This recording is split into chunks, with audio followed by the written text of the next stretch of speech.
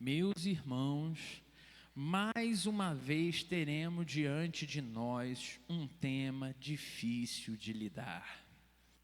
Então vai ser necessária muita atenção e muita avaliação dos nossos próprios corações para conseguir captar tudo que esse texto tem a ministrar sobre as nossas vidas. Hoje falaremos de caos, falaremos de destruição, mas caos e destruição que começam da forma mais sutil, quase imperceptível.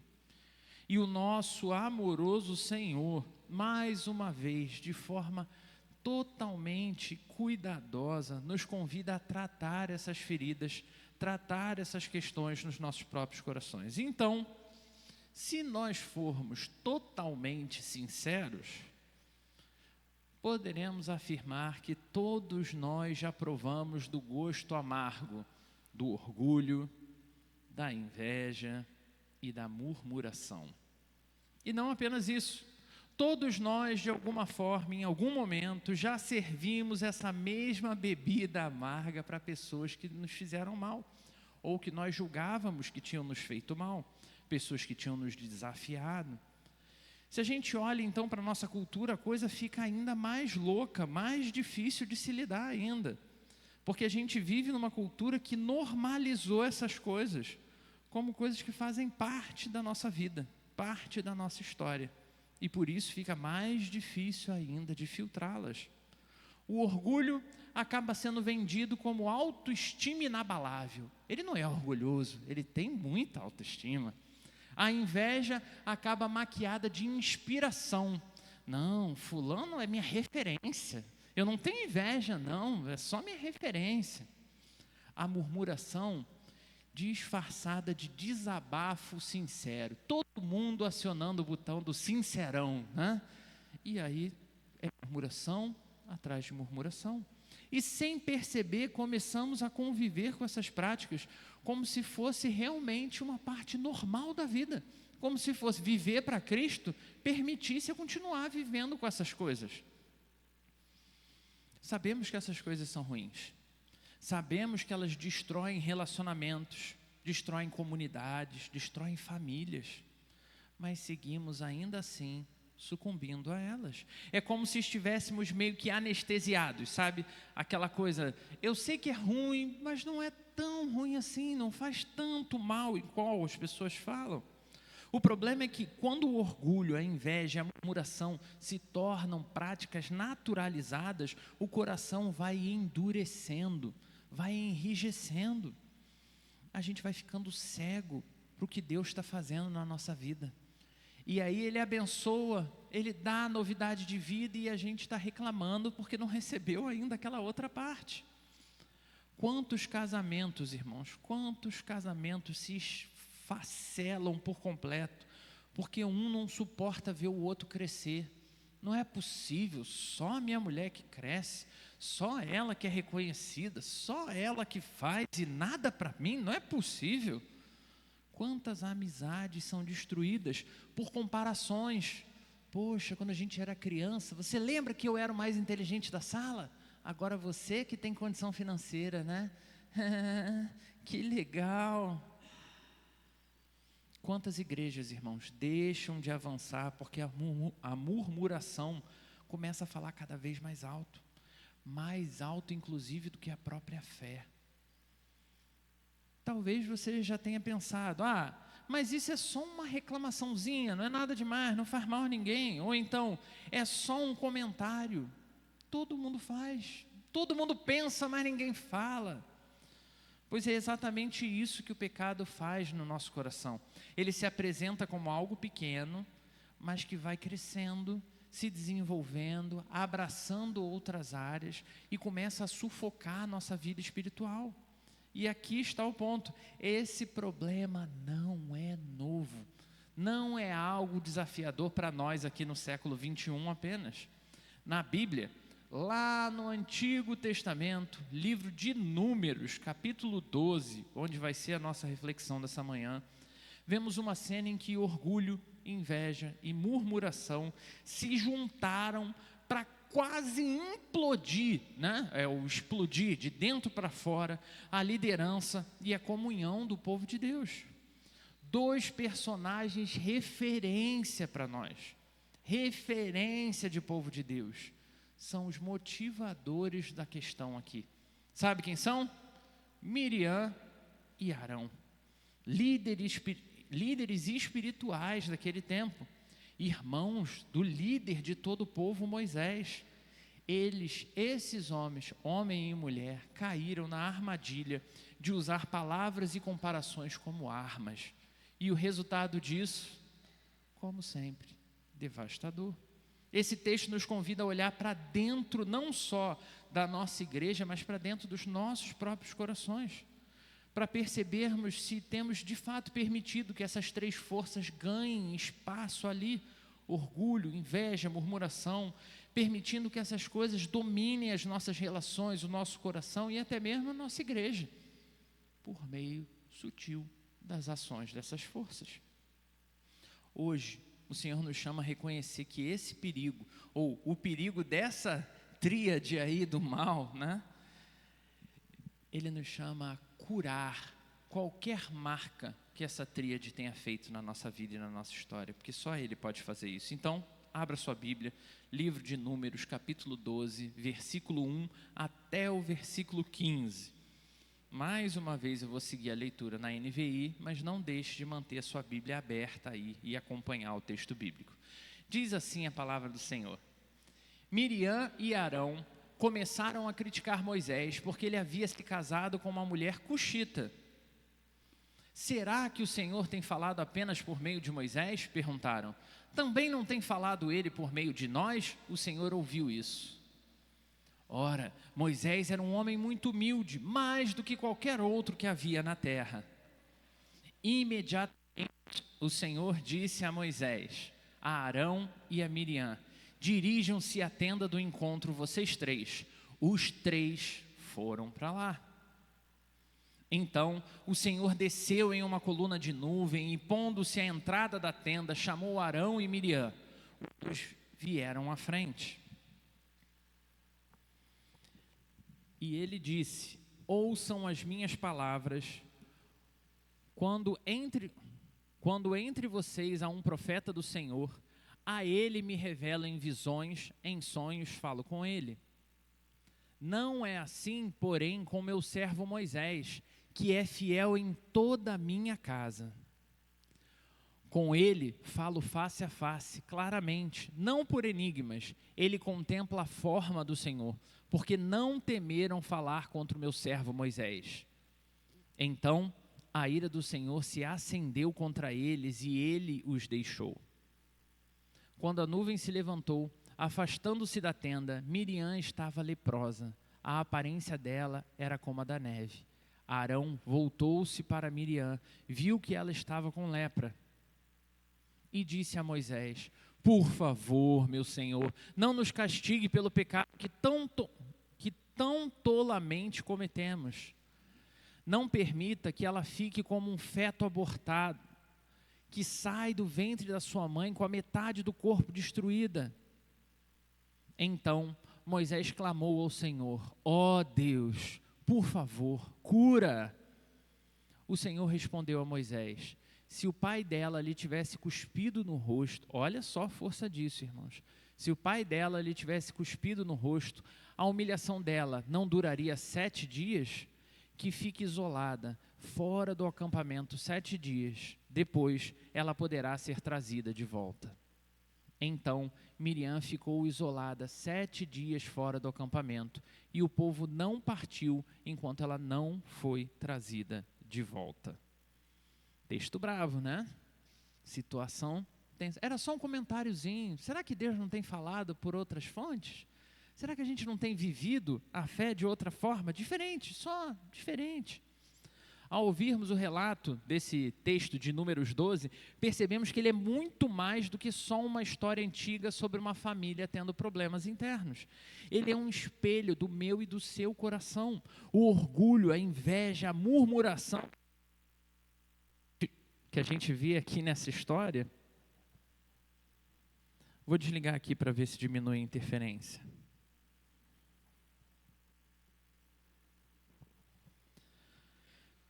continuam sendo forças destrutivas que tentam nos afastar da vontade de Deus, que agem sobre os nossos olhos, e não só os nossos olhos físicos, mas os nossos olhos espirituais, nos fazendo não enxergar o que Deus está fazendo na nossa história. Por isso, o tema da nossa reflexão nessa manhã, pega aí para anotar, para a gente conversar na quarta-feira. O tema da nossa reflexão é orgulho, inveja e murmuração. A tríade da destruição. Fala a verdade.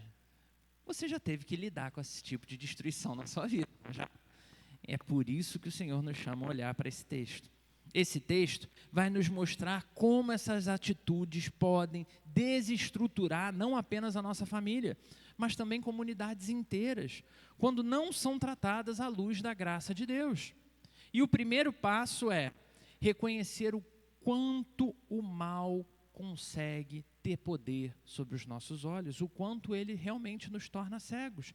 Cegos para as ações que Deus vai desenvolvendo na nossa vida, cegos para o valor do próximo na nossa história, a pessoa que a gente está difamando, a pessoa que a gente está ali tendo também orgulho, e pior ainda, para os nossos próprios pecados. É sobre isso que vamos refletir esse nosso primeiro ponto. Ponto 1, anota aí. Ponto 1, o mal que nos torna cegos. O mal que nos torna cegos. Esses dois personagens, Miriam e Arão, tanto que você vê, Moisés está lá, vivendo a vida dele, liderando o povo, ele nem aparece nesse texto, a não ser na hora de vai junto com os outros dois para ouvir o que Deus tem para falar. Mas Miriam e Arão, a gente não sabe exatamente porquê, se levantam contra Moisés. O texto nos mostra 3 elementos que estavam presentes no coração deles. Orgulho, que tinha sido ferido, inveja da posição que o irmão tinha alcançado, afinal de contas, por que ele é mais especial que nós? E murmuração diante da comunidade.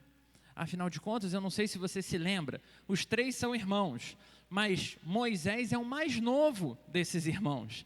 Então, por que o mais novo, o mais irrelevante na estrutura da família da época, recebeu tanto reconhecimento? E aqui, irmãos, a gente vê a combinação perfeita para a destruição acontecer. O orgulho faz com que eles pensem que sabiam mais do que Moisés, têm mais experiência de vida, eles sabem como Deus pode agir na vida de alguém. A inveja começa a impedir de celebrar o que Deus está fazendo. Gente, eles tinham visto coisas incríveis acontecendo na liderança de Moisés, mas isso não era suficiente para agradar o coração deles. Inveja. A murmuração os levou a expor suas críticas, não em oração a Deus: Senhor, eu estou com problemas com essa liderança, me abençoa, me ajuda a entender, me leva, Senhor, a contribuir. Não, mas em palavras destrutivas, difamando, criando mais problemas. E o resultado disso é claro. Não conseguiam mais enxergar a ação de Deus acontecendo no meio deles através de Moisés. Tornaram-se cegos espirituais.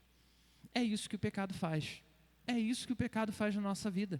Ele realmente vai impedindo a gente de entender que algumas coisas simples estão fazendo mal. Orgulho não deixa enxergar os nossos próprios erros. Afinal de contas, eu posso estar errando aqui, mas eu sou tão bom, cara. Poxa, eu sou tão bom. Murmuração que nos torna incapazes de perceber o cuidado de Deus no meio da nossa caminhada. E inveja que vai nos tornando cada vez mais cegos em relação ao que os outros estão fazendo por nós. A pessoa está ali cuidando de você e você está invejando a vida dela. O perigo maior é que essa cegueira espiritual não é apenas algo pessoal, irmãos, mas é algo contagioso e que vai entrando no nosso coração e ganhando cada vez mais espaço. Um coração cheio de murmuração consegue contaminar uma família inteira. Vocês já viveram perto de alguém assim? Que você pega, você está comendo, ontem a gente comendo lá o churrasco, né? Você está comendo churrasco e alguém, mas não tem pão de alho. Mas pão de alho, olha a carne que tem aqui, olha o frango que tem. Mas eu gosto mesmo de pão de alho. Aí passa um momento, aí depois, sabe o que faltou aqui? Um queijo coalho. A pessoa já está ali, está celebrando, está tendo um monte de coisa boa e ela está preocupada sempre com o que não tem, olhando sempre para a coisa errada. É uma mente tomada pela inveja, e isso vai tornando cada vez mais a gente incapaz de aproveitar a vida. Isso nos faz olhar para uma liderança orgulhosa, uma liderança que também, por causa do domínio do orgulho, se torna cada vez mais ineficaz, e isso enfraquece a nossa igreja. A Bíblia mostra isso repetidas vezes no meio do povo de Deus. Então a gente precisa olhar para isso com seriedade. Por quê? Porque isso afeta a nossa história. Foi assim no passado, é assim hoje, e enquanto o Senhor Jesus não voltar, a gente vai continuar enfrentando esses mesmos problemas, repetidamente. O povo de Deus lá no deserto murmurava contra Deus e contra Moisés. E essa murmuração começa a se espalhar como veneno. A gente vai ver, a gente acabou de ler um texto de Números 12, não é? Sabe quando começa o povo todo a murmurar? Números 14, 2 capítulos depois. Quando a gente volta um pouquinho mais na história da humanidade, a gente vê Caim foi dominado pela inveja contra o seu irmão Abel, lá no início, lá em Gênesis 3. E essa inveja o cegou. Em Gênesis 4, faz com que ele cometa o primeiro assassinato da história. Os fariseus, depois, no tempo de Jesus, dominados pelo orgulho, foram incapazes de reconhecer Jesus como Messias, mesmo ele falando do jeito que falava, vivendo do jeito que vivia, fazendo o que só ele fazia. Eles não conseguiam reconhecer, por orgulho, por inveja. E como isso chega até nós? Quantas vezes deixamos que esses mesmos males afetem a nossa vida, a nossa forma de pensar e enxergar? Quantas vezes não reclamamos tanto da vida que já não conseguimos mais enxergar o que Deus está fazendo no nosso meio? Quantas vezes invejamos tanto as conquistas dos outros, mas tanto, que esquecemos de agradecer pelas bênçãos que a gente tem ganhado dos céus? Quantas vezes, irmãos, o nosso orgulho não permite que a gente chegue a alguém para pedir perdão, algo que não custa nada, só orgulho, para que a gente possa ouvir conselhos, para que a gente possa reconhecer a mão de Deus. Quantas vezes o nosso orgulho nos impede de ver que não precisa ser do meu jeito, mas precisa ser. Esse é o mal que vai nos tornando cegos. Orgulho, inveja e murmuração. Quando alimentamos de fato esses pecados, a gente só vai se tornando cada vez mais incapaz de discernir a direção de Deus e até de perceber a graça que Ele já tem derramado nas nossas vidas. É por isso que precisamos continuamente confrontar essas atitudes do nosso coração. Precisamos confrontar isso hoje, porque não há como viver a vida abundante no Espírito Santo, novidade de vida, agora, vou viver o melhor da minha vida, quando os nossos olhos estão cobertos pela névoa da inveja, quando a gente está dominado por orgulho, por murmuração. Mas Deus não deixa o seu povo entregue nesses problemas, Ele não deixa essa cegueira ficar ali por muito tempo. Ele mesmo vem ao meio do povo e Ele resolve o problema, trazendo disciplina, trazendo, claro, quem tem autoridade para resolver toda e qualquer situação. E a autoridade de Deus não pode ser nada. E é isso que vamos ver no segundo ponto.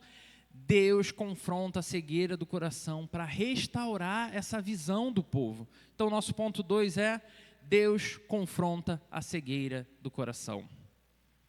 Quem aqui gosta de confronto? Ninguém gosta de confronto, não? Não? Uma briguinha de vez em quando, assim? Não? Então vamos ver o que Deus tem para a gente com essa história. O texto nos mostra que Deus não ignora o pecado de Miriam e Arão. Ele chama os 3 para fora da tenda, Moisés, Arão e Miriam, e ali é que ele se manifesta. E ele se manifesta de forma gloriosa. Esse é o tribunal divino, é a hora do vamos resolver aqui. Não tem desculpa, não tem argumento, não tem hora de apresentar provas. A presença de Deus já chega e expõe tudo, escracha a situação toda. E o que Deus faz? Primeiro Ele reafirma quem é o escolhido dele. Quem é o meu escolhido? Moisés. E Ele fala: com ele eu falo face a face, claramente e não por enigmas, como a gente viu no versículo 8. O problema de Miriam e Arão não era só contra Moisés, e aí a gente começa a ver por que esse pecado é tão doloroso. Porque a queixa deles, o incômodo deles, não era só com Moisés ter sido escolhido e ser usado, era contra o próprio Deus que havia estabelecido Moisés, e não um deles como líder. Aqui aprendemos que quando nos levantamos em murmuração contra alguém, qualquer pessoa, especialmente contra líderes estabelecidos, no fundo estamos nos levantando contra Deus. Se a gente entrar na política, então, isso aqui é um caos. Você consegue imaginar, irmão, Deus olhando para o Brasil e falando assim: caraca, eu vacilei, o Lula ganhou. Poxa, eu virei só para o outro lado ali, eu fui olhar para a Rússia e a Ucrânia, quando eu vi, o Lula ganhou. Isso significa a justiça de Deus sobre nós. E é aí que a gente precisa enxergar não só a justiça, mas também a graça. Pois a disciplina de Deus não tarda. Miriam, então, na nossa história, é acometida com uma doença que na época era a doença mais terrível, que era a lepra, tornando-se branca como a neve. O que ela e Arão não enxergavam espiritualmente nessa história toda, agora ficava visível diante dos olhos dela, deles dois. Eles podiam por fora estar bonitinhos, por fora podia ser liderança, mas o coração já estava todo tomado de maldade. O coração deles estava doente. O que era invisível diante da multidão, agora se torna gritante diante dos olhos de todas as pessoas. E essa disciplina, meu irmão, minha irmã, não se engane, ela não é com objetivo destrutivo, tanto que Miriam não morre leprosa. O objetivo era restaurar a visão do povo. Deus não tolera que o orgulho e a murmuração destruam a sua obra, destruam o movimento que Ele vem fazendo na nossa vida. Mas Ele também não vai fazer a sua ação de forma caprichosa, por capricho, querendo ali só punir. Ele expõe, Ele disciplina, de fato Ele humilha, para que haja cura de verdade, para que a gente possa colocar o nosso coração de verdade no lugar que Ele tem para nós. Isso também acontece com a gente. Quantas vezes Deus permite que a nossa arrogância seja exposta? Lembro até hoje, e de vez em quando a gente cita isso, numa situação com amigos próximos, em que uma pessoa falou assim: eu? Mas eu sou a pessoa mais humilde que eu conheço. E aí, na mesma hora, a gente, que gosta de brincar, falou: nossa, realmente, depois dessa fala, não tem como competir, é pura humildade. Aí, não dá para competir. Deus pega coisas que a gente tem como título, como glória, e Ele mostra que muitas vezes a gente está sendo só arrogante. Quantas vezes o pecado que insistimos em esconder acaba vindo à tona, mesmo que a gente faça de tudo para encobrir. Não é porque Deus se alegra em nos envergonhar, não, irmãos, mas porque de fato Ele tem compromisso com a nossa cura, com nos livrar do nosso pecado. A disciplina de Deus, ela é dura sim, ela é rigorosa sim, mas sempre é pedagógica. Como a gente vai ver lá no livro de Hebreus, capítulo 12, versículo 6. Porque o Senhor disciplina a quem ama e castiga todo aquele a quem aceita como filho. Aplicando isso então à nossa realidade, quantas famílias sofrem porque o orgulho impede de pedir perdão? Já que eu citei política antes, gente, a maior, pelo menos, eu tenho 39 anos, tenho 39 anos, e nos meus 39 anos, eu já passei por várias eleições, mas nenhuma foi tão ruim, tão devastadora quanto a de 2018. Foi 2018 que foi a eleição lá de Bolsonaro e Haddad? Que igrejas se partiram por causa de política, familiares deixaram de ter qualquer relação por causa de política, e de lá para cá, isso se tornou um caos. Porque ou você é de um time ou você é do outro. E se você é do meu time, você não pode falar com o time do outro lado. Você não pode ter nenhum amigo do outro lado. Quantas igrejas vivem divididas ainda hoje porque a murmuração tomou lugar no coração? E as pessoas reclamam de tudo. Então, antes tudo era o problema da Covid. Passou a Covid, aí tudo é o problema de uma outra coisa. E aí toda hora é problema de alguma coisa e nunca olha para o próprio coração, para a própria vida. E como isso toma lugar até sobre coisas essenciais, como a oração, a leitura da palavra. Quantos líderes espirituais seguem aí com ministérios devastados? Porque erraram, porque falharam. Mas muito mais vezes o insucesso tem a ver não com falha da liderança, mas porque estamos inseridos em grupo que a gente não se submete ao que Deus colocou. E a gente começa a entender que no mesmo movimento de Miriam e Arão, nós queremos estar num lugar que Deus não entende como nosso. Quando Deus intervém, é porque Ele não aceita que o seu povo caminhe cego, irmãos. Vou repetir isso várias vezes, o objetivo de Deus não é punir para nos fazer mal, mas pelo contrário, é para abrir os nossos olhos de verdade. Ele confronta a nossa cegueira para restaurar a nossa visão. Mas a boa notícia é que a história não termina só com a disciplina. Ele não só vê o que acontece, ele não só intervém no que acontece, mas depois ele caminha com o povo. Depois da lepra, vem a intercessão de Moisés e a restauração de Miriam. Ou seja, o pecado é exposto, mas a graça de Deus continua sendo maior que o pecado exposto.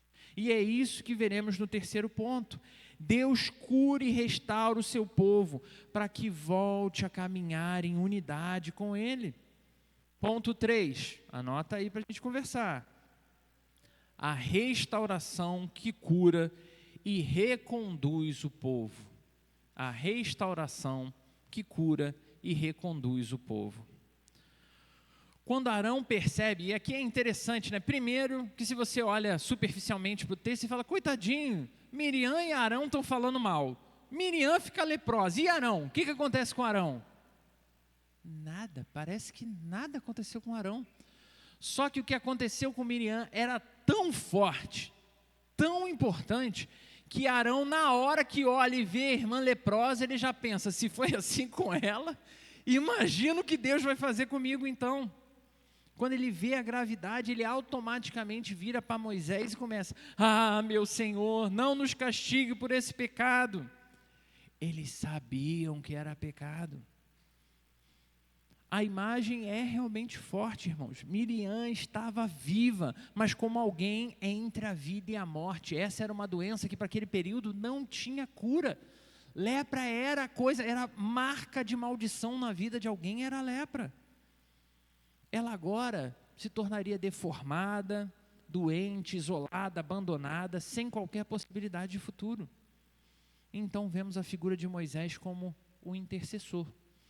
Porque se fosse hoje, eu consigo facilmente ver também a liderança, quando descobre, fala, Deus pagou, miserável, estava falando mal de mim, né? Agora vocês vão morrer leprosos.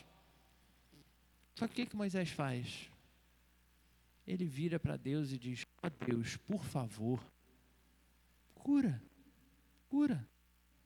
Esse é o clamor de quem realmente é colocado à frente pelo próprio Deus. Mas a resposta de Deus é sempre cuidadosa, pedagógica, visando o ensino do povo. Miriam não podia simplesmente ser curada do mesmo jeito que ela foi ali amaldiçoada. Miriam precisava ficar 7 dias fora do acampamento, pensando, é o cantinho da reflexão de Miriam, para que de fato ficasse exposto para as pessoas o quão grave é voltar-se contra o Deus vivo. Ou seja, a restauração não apagava o pecado, como se nada tivesse acontecido. Na verdade, a restauração mostra que o perdão de Deus reconstrói a nossa vida. Mesmo marcas de maldição são completamente removidas pela ação da graça. Aqui temos a sombra poderosa do que se cumpriria lá mais tarde no Novo Testamento com a vida de Jesus. Em Moisés temos sim um intercessor humano, mas um intercessor limitado, que só pode pedir por cura. Mas quando a gente chega em Jesus, irmãos, vemos um intercessor perfeito, pleno, glorioso, que não apenas pede cura, mas Ele entrega a própria vida para curar o meu e o seu coração, para garantir que a nossa restauração seja completa. O apóstolo João, escrevendo sobre isso, vai dizer: se confessarmos os nossos pecados, Ele é fiel e justo para nos perdoar os pecados e nos purificar de toda injustiça. Lá na primeira carta de João, capítulo 1, versículo 9. O apóstolo Paulo vai reforçar isso na segunda carta aos Coríntios. Assim, se alguém está em Cristo, é nova criatura. As coisas antigas já passaram. Eis que tudo se fez novo. A lepra de Miriam afastava ela do povo, obrigatoriamente. Como o pecado também nos afasta de Deus. Como mesmo sem afastar a gente ali fisicamente, já torna o nosso coração distante ao extremo dos nossos irmãos. Mas em Cristo encontramos não apenas a cura para esses pecados, mas a reconciliação com Deus. Ele não só restaura a nossa saúde espiritual, Ele nos reintegra à comunidade do reino, Ele nos faz conseguir viver o verdadeiro perdão. Por isso, irmãos, chamados a pertencer, curados para voltar a caminhar juntos. O objetivo não é agora que descobrimos que Miriam falava mal, todo mundo começar a falar mal de Miriam. Não é esse o objetivo. O objetivo é muito maior. Essa é a grande diferença entre a disciplina que a gente vê aplicada em Números 12 e a restauração completa que eu e você temos em Jesus. Ali havia tempo de espera, separação, vergonha, humilhação. Em Cristo o que tem é isso aqui, ó. É cruz, é sangue derramado, é reconciliação imediata. Porque quem tinha que pagar, já pagou. Não era o preço dele, era o meu preço. E ele levou até o fim o meu preço, o seu preço. É por isso que Hebreus, capítulo 7, versículo 25, vai dizer: portanto, ele é capaz de salvar definitivamente aqueles que, por meio dele, aproximam-se de Deus, pois vive sempre para interceder por nós. Aplicando isso à nossa vida, quantas vezes, irmãos, a gente não se sente exatamente como Miriam, mas a Miriam já leprosa, envergonhada, afastada, realmente pequei, dei mole. Talvez até a gente enxergue que Deus está aplicando alguma espécie de disciplina na nossa vida e por conta disso a gente acha que não merece mais nada. E aqui, irmãos, esse texto traz ao nosso coração palavras de esperança, porque em Jesus Cristo há cura, há recomeço, há novidade de vida. Quantas vezes, irmãos, a gente não começa a só viver a nossa vida baseado no orgulho, inveja, murmuração, e isso tem destruído tudo que a gente se envolve. E de novo, em Cristo tem reconciliação. Você pode pedir perdão. Você pode pedir perdão e pode receber esse perdão. Quantas igrejas têm sido marcadas mais pela divisão do que pela unidade? Em diversos momentos históricos, a igreja cresceu, não só no Brasil, mas no mundo inteiro. Mas ela crescia por causa de discussão. Temos um problema aqui, dividimos a igreja e agora, em vez de uma igreja, temos duas. Mas duas igrejas onde uma fala mal da outra, onde uma tem a outra como rival, como competidora. Em Cristo podemos definitivamente ser sarados para vivermos como família espiritual, irmãos. No céu não tem bandeira de IPB, Assembleia, Nova Vida. No céu não tem bandeira de nada disso não, só tem a bandeira de Jesus Cristo. E se você não tiver compromisso com Jesus Cristo, a sua outra bandeira vai ser bonitinha no inferno. O DNA da nossa igreja nos lembra exatamente esse ponto. Somos uma comunidade de discípulos que amam o Evangelho, que persevera na missão, compartilha a esperança e transforma o quê? A realidade local. Por meio de quê? Dos nossos relacionamentos. Para a glória de Deus e expansão do seu reino. Isso só é possível, irmãos, porque temos em Cristo a restauração que cura e que reconduz. Se não, o vizinho que jogou o lixo na minha casa, eu nunca vou falar de Jesus para ele, que eu quero que ele vá para o inferno. Tem certeza que o lixo é suficiente para isso?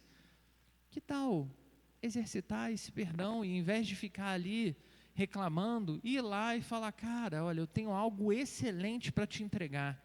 Você jogou lixo, mas eu vou te dar um tesouro.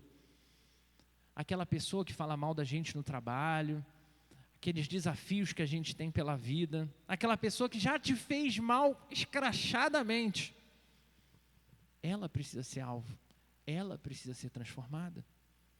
Quando a gente olha para esse texto, a gente percebe, Miriam voltou para o acampamento, e o povo só seguiu depois da restauração daquela mulher. Isso mostra que não é apenas o indivíduo que estava sendo transformado, é toda uma comunidade que é impactada. Às vezes a gente tem essa coisa, né, que eu vou fazer algo com determinado objetivo, e o objetivo de Deus é muito maior por trás do que você está fazendo. Da mesma forma, quando alguém é restaurado em Cristo, a igreja inteira é fortalecida. Quando uma pessoa tem o seu coração rendido, todos nós somos abençoados.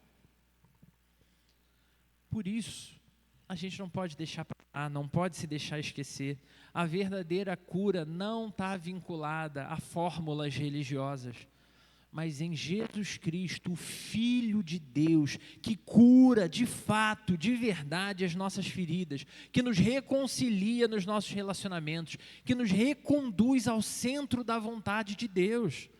Irmãos, a gente de fato teve a oportunidade aqui de refletir que orgulho, inveja e murmuração são como essa névoa densa, né? Que vai ali sutilmente ocupando espaço e cegando o nosso coração.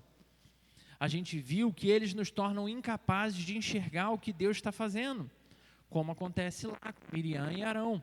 Vimos também que Deus não deixa essa cegueira ficar passando batida para sempre, não deixa isso sem resposta.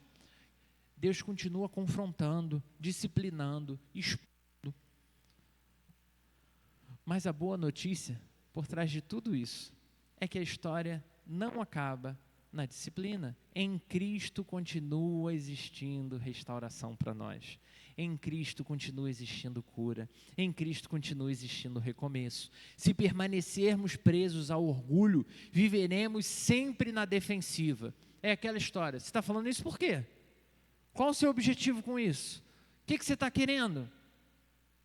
Se deixarmos a inveja nos guiar, viveremos eternamente comparando. Ah, não, está ruim, mas podia estar muito pior. Então tá bom, se você parar para pensar. Se nos habituarmos a viver em murmuração, viveremos como quem só reclama e nunca agradece, porque nunca percebe o que Deus está fazendo. Mas quando de fato a gente rende o nosso coração a Jesus, quando a gente vê que não precisa ser assim, a gente começa a descobrir algo novo, porque é Ele quem vai abrir os nossos olhos, é Ele que vai revelar a sua graça diante de nós, é Ele que vai nos reconduzir para uma vida que vale a pena ser vivida. Miriam foi curada e ela volta para o acampamento. Isso significa que a restauração pessoal também sempre impacta toda a realidade enquanto povo. Por isso, a gente pode bater no peito e lutar pelo nosso DNA. E isso só é possível se Cristo agir entre nós. Então eu preciso te perguntar, você está disposto a deixar o Senhor tocar nas áreas obscuras da sua vida? Você está disposto a de fato ver o Espírito Santo abrir olhos de áreas que você já botou tão para debaixo do tapete, que já tem até um tapete debaixo do tapete, de tanta coisa que tem lá? Será que estamos dispostos a abrir mão da velha vida para experimentar a novidade que o Senhor tem? O convite continua diante de nós. Não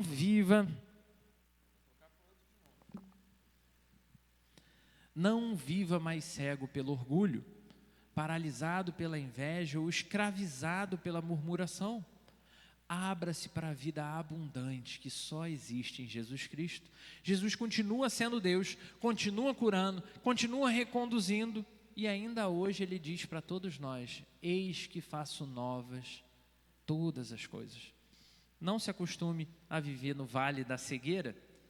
Levante-se, receba a graça, caminhe como alguém restaurado. Vimos, né, o quanto todas essas coisas continuam nos fazendo mal, mas não precisamos mais viver refém delas. Não precisamos mais viver como se essas coisas fossem o centro da nossa história, porque hoje, aqui e agora, entendemos que é possível viver algo novo, diferente e especial com Jesus Cristo. Eu convido você a fechar os seus olhos, meu irmão, minha irmã, vamos falar com Deus.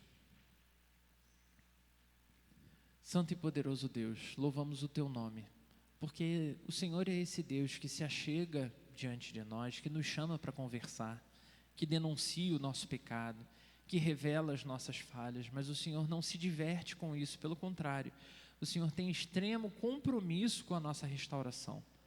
Obrigado, Senhor, porque muitas vezes nós nos ofendemos com coisas que o Senhor expõe, com os nossos pecados, com as nossas dificuldades. Então te pedimos, Senhor, que seja o mesmo Espírito que expôs essas situações a nos conduzir para a Tua honra e para a Tua glória. Leva-nos, Senhor, a viver a novidade de vida que só em Jesus nós podemos encontrar.